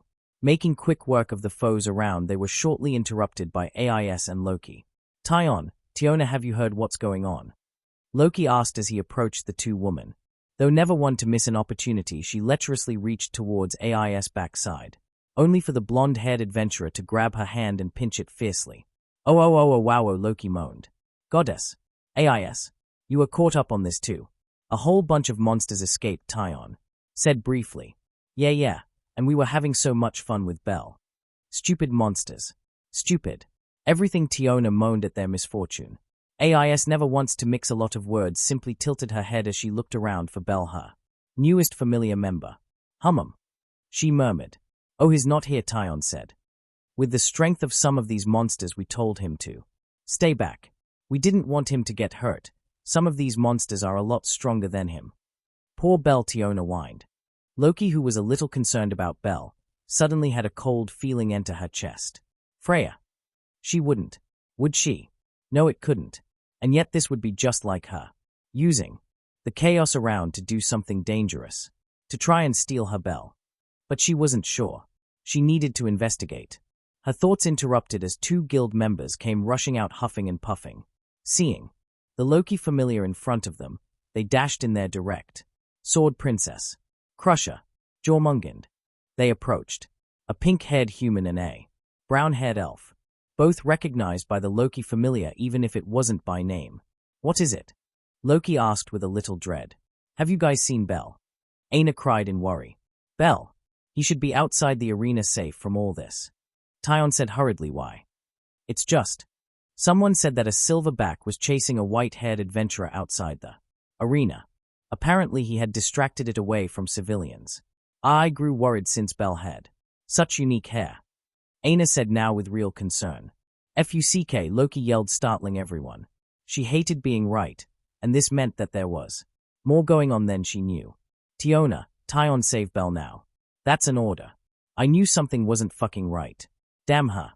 Luckey growled in pure fury. Everyone shocked at how the jovial and unserious God was acting. They had not seen Luckey ever act this way. In a flash, both Amazons were gone, rushing at top speed to save Belle. Sure, AIS was far faster, but with two of them Luckey knew they could cover a lot more ground. AIS, you're with me. We will clear the monsters here and then go to the holding area. I need to confirm something. Guild members, I want you to get a runner to the Twilight Manor. I want my executives here. Luckey said, grinding her teeth, shaking with barely concealed anger. Right, AIS said, her sword drawn. Green wind swirling around her as she charged at monster, all falling with a single strike. AIS knew when her goddess was serious, and this was no time to screw around. Aina and Rose, both guild members, cowered a bit at the sight. Who would be brave enough to upset the Luckey familia? Both scurrying off to ensure that a runner was sent. Aina's fears adding newfound speed to their run. Poor Belle, she mumbled. He wouldn't die, would he? She was so worried. Why did he keep getting caught up in these situations? www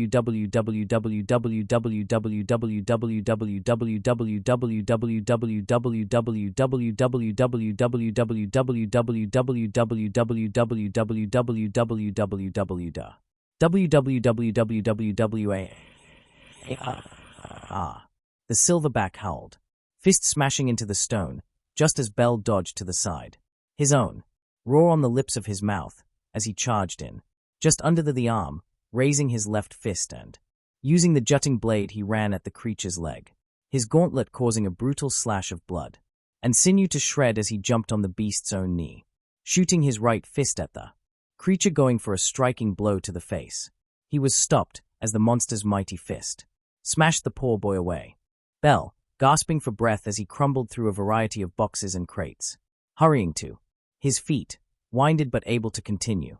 The silverback screaming in pain and rage due to the long angry slash over its arm, blood freely falling from it, both combatants panting. As the ape again rushed forward, both mighty hands raised, hurtling towards Bell.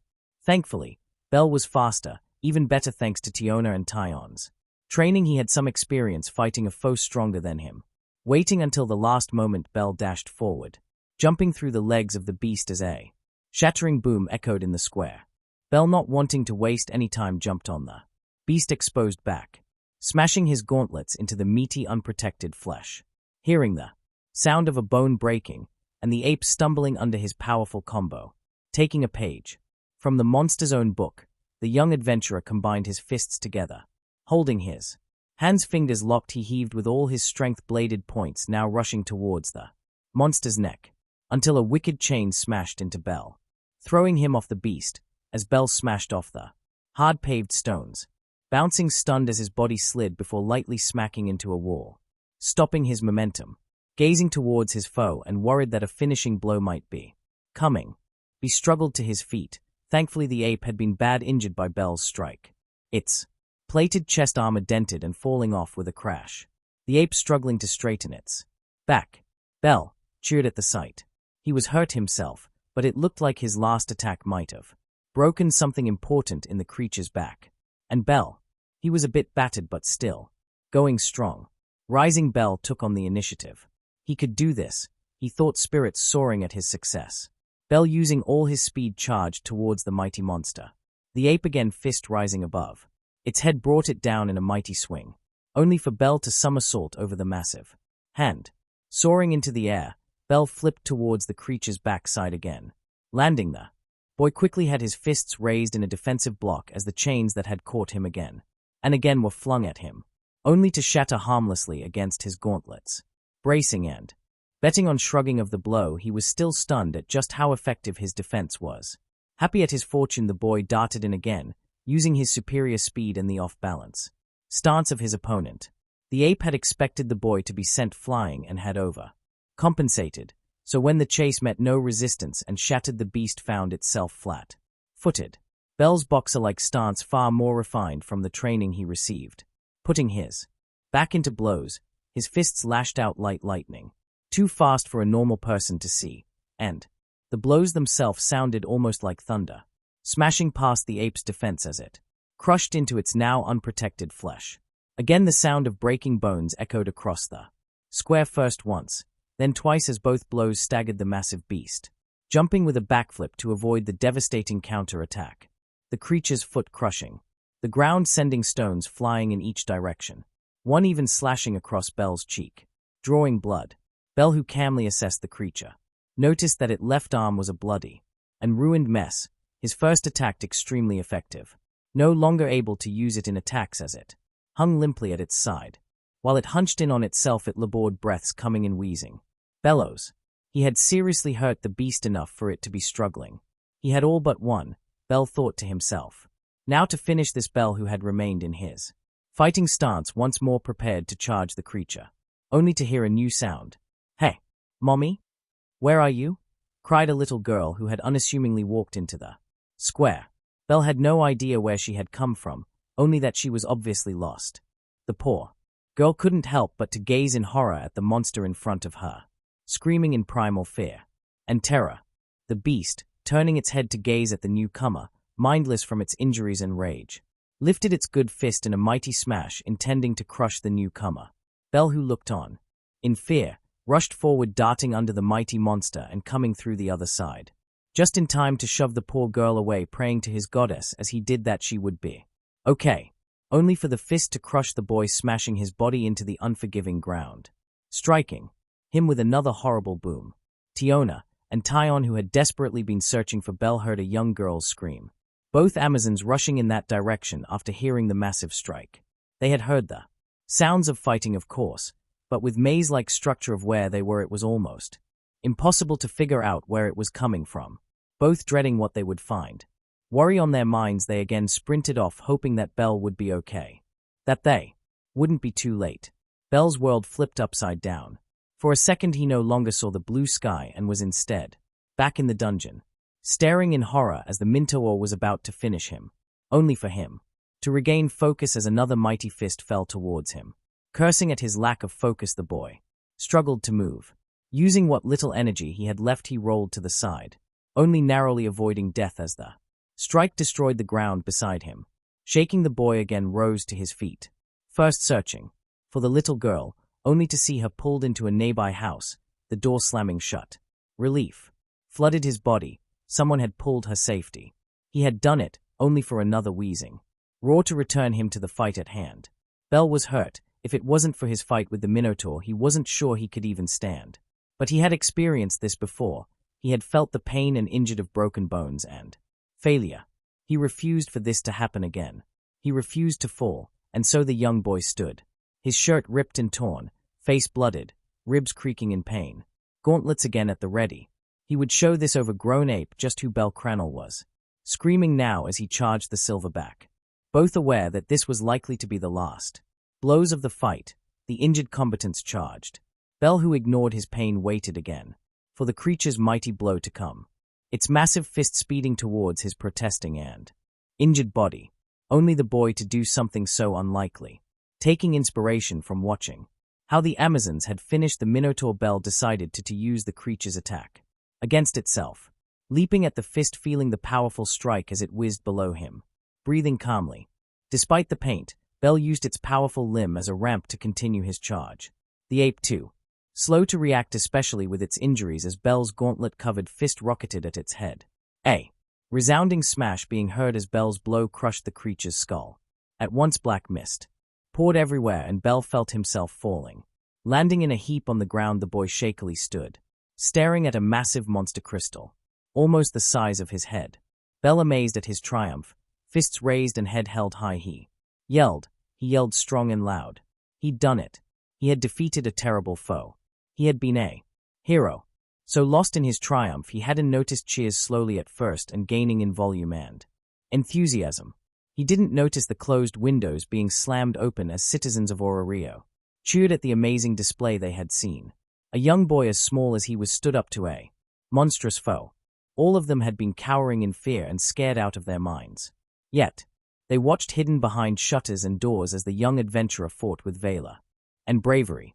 It had moved them, impressed them, and filled them with awe.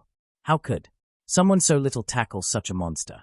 And yet, despite all odds, he had.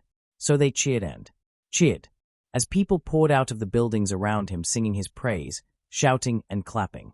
A little girl, almost loudest of all, Belle, stood stunned, his gaze taking in all the people, supporting him and amazed by him. Never before had the boy felt the way he had. Warmth filling him to the brim as his gaze went around. Grandpa, he thought to himself. He had done it. He had proven that he was a hero to the people of Orario. But even more important, he had proven it to himself. Suspicions. Chapter summary. As people poured out of the buildings around him, singing his praise, shouting and clapping, a little girl, almost loudest of all, Belle, stood stunned, his gaze taking in all the people supporting him and amazed by him. Never before had the boy felt the way he had. Warmth filling him to the brim as his gaze went around. Grandpa, he thought to himself. He had done it. He had proven that he was a hero to the people of Orario. But even more important, he had proven it to himself. Chapter notes. See the end of the chapter for notes. While standing there in his triumph, it certainly did not take long before two Amazonian beauties crashed into Belle. A short-haired one, all but bowling him over, arms wrapping around his neck, a big hug pulling the startled boy close. The second, gazing around the square, stunned at what they had witnessed. Tyon almost didn't believe what her eyes had seen. Both her and sister absolutely worried, for the boy had only just caught a glimpse of Monster. Its hulking form in the square, obviously injured, and Belle heroically staring it down. Both sisters had rushed to his aid, of course, but neither of them were fast enough to get there before the last flurry of blows. With Belle standing as the victor, both had came to a startled halt, amazed at the feat of strength this level 1 had just managed. Belle, who had been adventuring for slightly over a week, had just defeated an irregular silver back. Oh sure, it wasn't unheard of for a level 1 to defeat a normal one. The monsters were not quite at level 2, but regardless they were still on the higher end. Being an irregular, though, that would easily make it far stronger than its smaller counterparts. Nearly twice the size of a regular silverback, with body armor and the like. Belle should have been made into rabbit paste, let alone actually defeating it. Absolutely ridiculous, Tyon thought. Sure, she and her sister had shown him a few things, but that was nowhere near enough to make up for what should have been a raw number stat difference. Staring intently at the boy as his sister mussed over him, she couldn't help but wonder just what the hell was with Belle. No novice grew so quickly, so fast. If anything, the silverback should have done exactly what the Minotaur had done in the Dungeon. Was it a skill? She'd have to ask Luckey. Lost in thought and pondering at the boy, Tyon didn't even notice when Tiona had turned to her. Belle, of course, beat red under the Amazon's stare. Not until she realized that she was being called.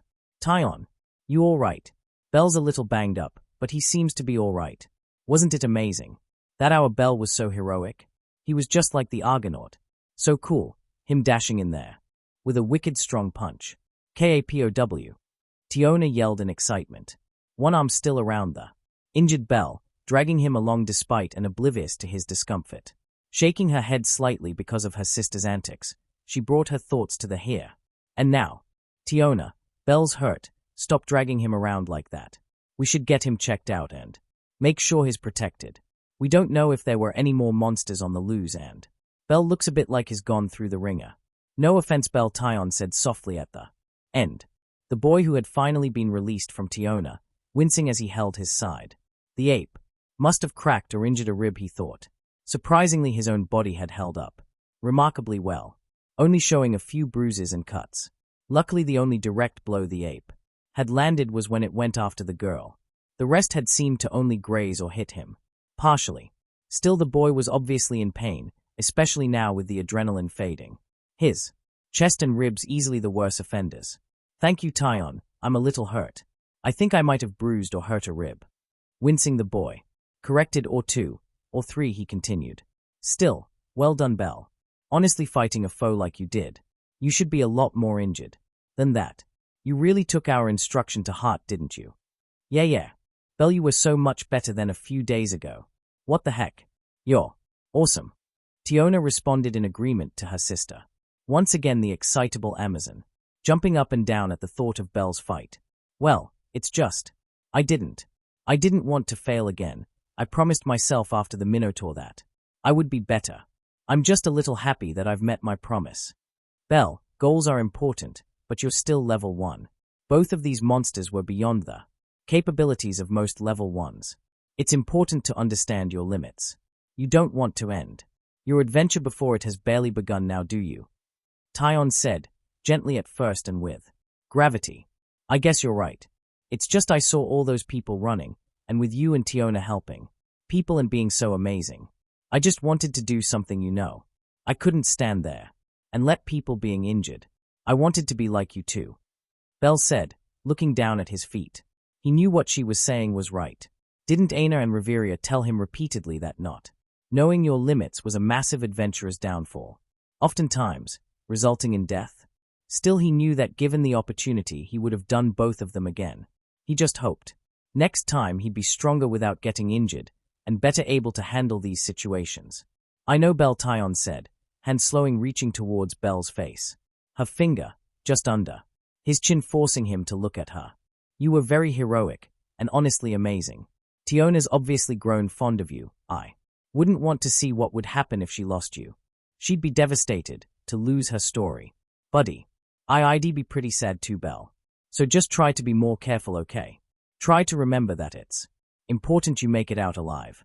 A little red-faced and making such a statement, the Amazon looked into the young man's eyes. ensuring that he understood how important his well-being was to them. He of course was caught off guard at the directness of her statements. He knew that he was getting along with them. Still a flush of warmth entered his heart and body. He really had found his home, hadn't he? Thanking his luck at having found these two amazing women, at having found Luckey and her wonderful familia. Belle couldn't help but shed a few tears as he nodded to the long-haired beauty. Tiona was smirking as she watched the situation play out and unusually silent. She had agreed with everything her sister said, of course. She was a bit of airhead at times, she knew. Yet she wasn't stupid and knew that she wasn't the only one drawn to the white-haired boy.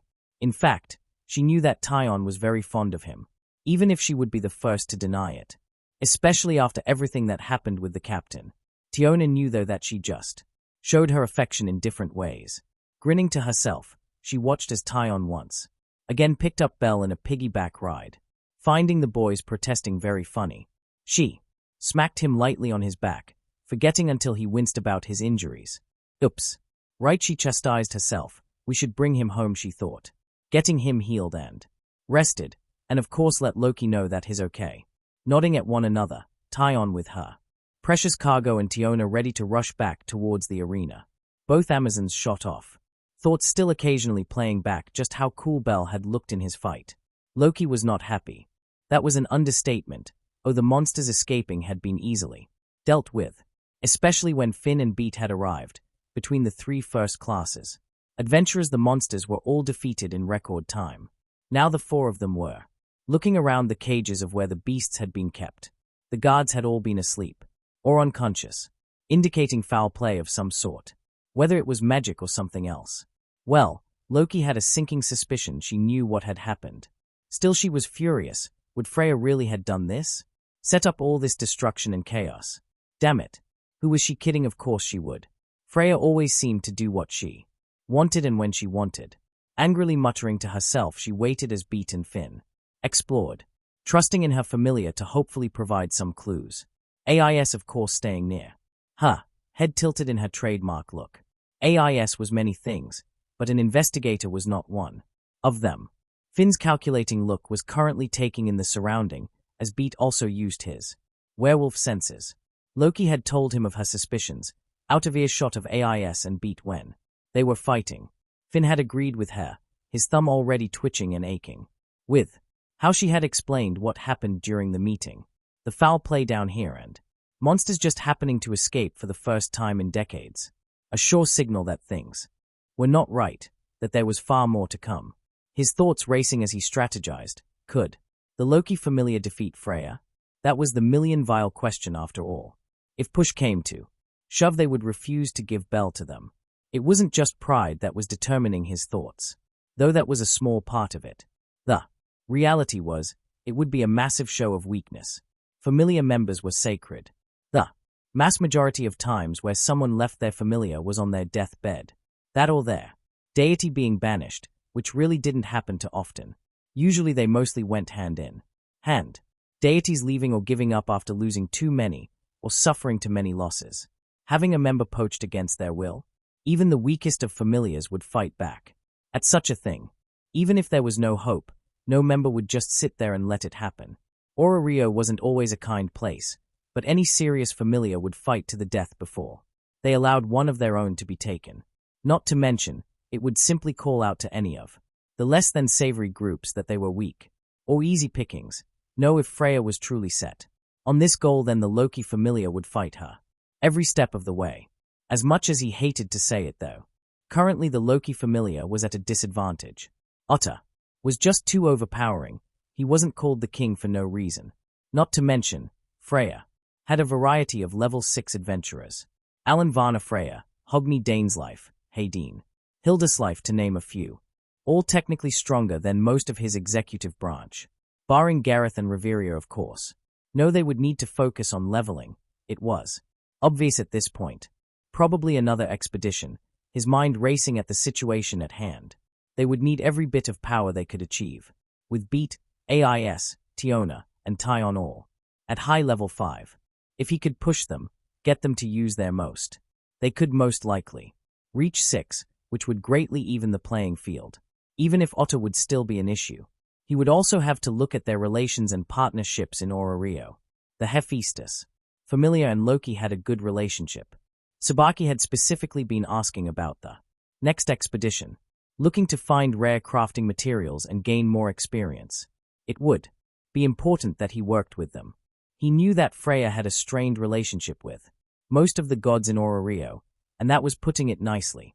Freya didn't typically make friends. Was there any other groups he could potentially recruit? He needed to think more on this, his thumb currently resting in his mouth as his thoughts wandered, at least until Beat's words brought him out of his musings. I smell someone divine Luckey, but I'm not positive on who it is. I don't think it was another adventurer. You gods and goddesses all smell much different than mortals. No, I'm sure of it. It was certainly a deity. Beat said, frowning as he continued to sniff around. Fucking damn it. Luckey yelled, her fist smacking into her hand in front of her. It had all been, but confirmed. Both her and Finn frowning at the situation at hand. At what it turned into. All right, what we've seen down here stays within the Familia. All right, we don't have enough to prove who actually did this. I highly doubt the guards will remember what happened. No, it's time for us to plan. Beat, I want you to go and find Gareth and Reveria and have them return at once to the Twilight Manor. TSK, fine, Beat said grumpily as he turned to leave.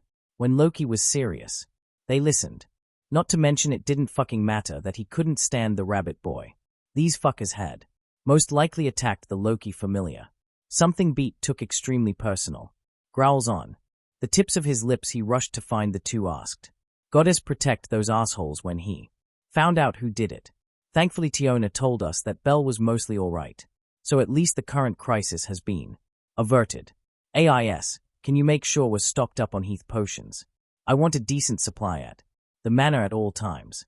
Especially for Belle, spare no expense, as I have a feeling they will come in handy, Finn said with a commanding tone.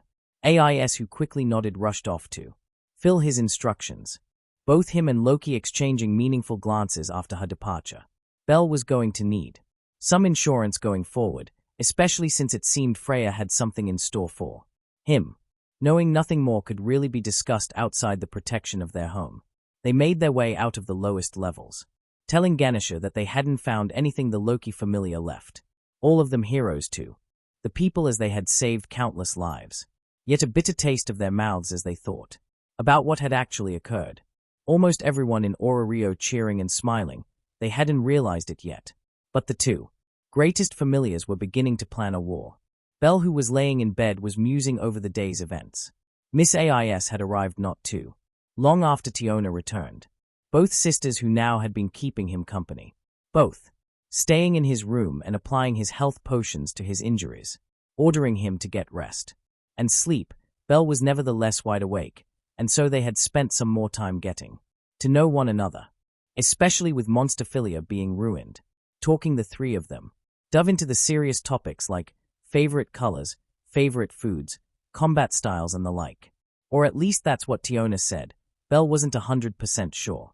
Still, he enjoyed himself immensely. In fact, he always seemed to have the most fun with the two women. He also seemed to be the most embarrassed too. But it was a worthy price to pay in his mind. Laughing at Tiona's antics as she described one of her many fights in the dungeon, Belle, who'd been smiling so hard his face was hurting, was surprised to see Luckey come through the door. A great big smile on the goddess' face. It's good to see you okay, Belle. The goddess said with kindness. It was hard not to be fond of the boy. Did those potions end up fixing you up properly? Goddess. Oh, I'm okay. Thank you so much for the potions. Really, I would have been okay. Shut it, Belle. You were pretty badly injured and needed the healing. Tyon said, staring at Belle with her firm gaze. It was cute that the boy was trying to be modest and deflect how badly injured he was. Still, it was important to understand that he wouldn't ever be able to hide anything from her perceptive eyes. Belle, it's important you don't lie about your injuries. Don't make me bonk some sense into you, Tiona said, mischievously. Though knowing her, it was highly likely that she was very much serious. Belle, audibly gulping, nodded in agreement quickly. Again, Tiona wasn't known for really having the best control. Belle could remember very much the training they had gone through together. Good, I'm glad you're okay, Belle. I was worried there for a minute when the guild told me what happened. Thankfully everything worked out. Now never mind that, Luckey said as she approached Belle, her hands wiggling in front of her. Belle, it's time to get a look at your status and to update your stats, okay? So scoot forward and lift up your shirt. Doing her best to have her #1 pervy smile on. Though both Tiona and Tyon noticed it wasn't quite right. Both having been suspect her antics for many years. Looking towards each other with Tyon lifting an eyebrow at the display. Still both watch on. In anticipation. Luckey was a little hesitant to do this, but after talking with Finn, they had decided it was probably for the best to figure out just how much Belle had increased his stats again. Not to mention it would give Finn time to get Gareth and Riveria up to speed in discussing their next steps. She just didn't want to give away just how worried and nervous she was. With deep dread, Luckey prepared herself. Yes, goddess, Belle said, shyly lifting his shirt off in front of the two Amazons, and laying down as Luckey crawled behind him. It wasn't very long before the flaner's warm blue light was filling the room. Luckey in total concentration as she lifted his very stats off the boy. Of course, the boy was completely unaware of the subtext going on.